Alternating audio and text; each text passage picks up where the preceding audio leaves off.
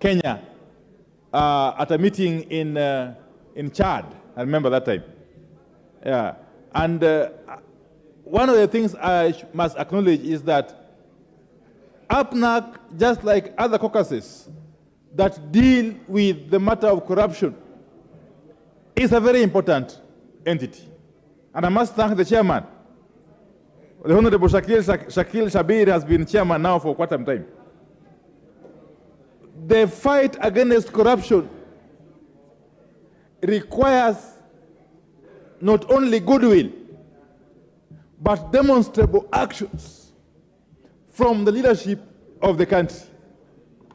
And this house comprises of people who are at the apex of the leadership of this country. And therefore, if we take up the matter of the fight against corruption head on and more seriously, I am sure the whole country can take cue. Mr. Speaker. Mr. Speaker, I want APNAC now to move from talk to action. From talk to action. And the fight against corruption must start with action from ourselves as leadership of the country. We can no longer just be talking about the fight against corruption as a pastime. We must demonstrate not only to the country but to the whole world that Kenyan parliamentarians truly believe in the fight against corruption. Truly believe in the fight against corruption. I must acknowledge that at least for the 10 or so months, this now 10 months I think, since this parliament began, we haven't had cases of members being hauled to courtrooms on matters of corruption. I know, of course, in the past one would argue that corruption charges were being used as a political tool. Be that as it may, whenever members of parliament are hauled to courtrooms on charges of corruption, it sends very, very bad signals to the country. That those who should be at the forefront in fighting corruption are the ones who are being accused of being involved in corruption.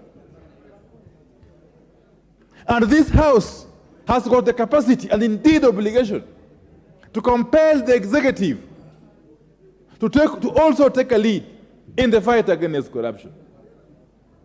So what am I saying in short?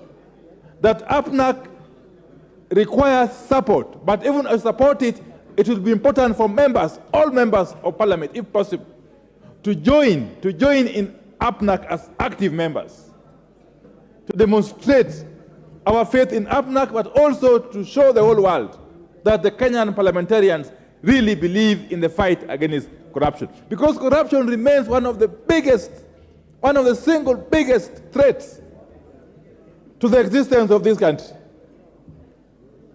Corruption is a cancer that, if not checked, if not tackled, can actually eat the entire fabric of the nation. The entire fabric of the nation. So I want to commend the chairman of APNAC, my good friend Honorable Shakil Shabir, and members of APNAC who are active, and indeed the membership of GOPAC, that is the Global Parliamentarians Against Corruption, to which we belong as APNAC Kenya. And indeed I'm being told that the Honorable Shakil Shabir is a member of the board of GOPAC.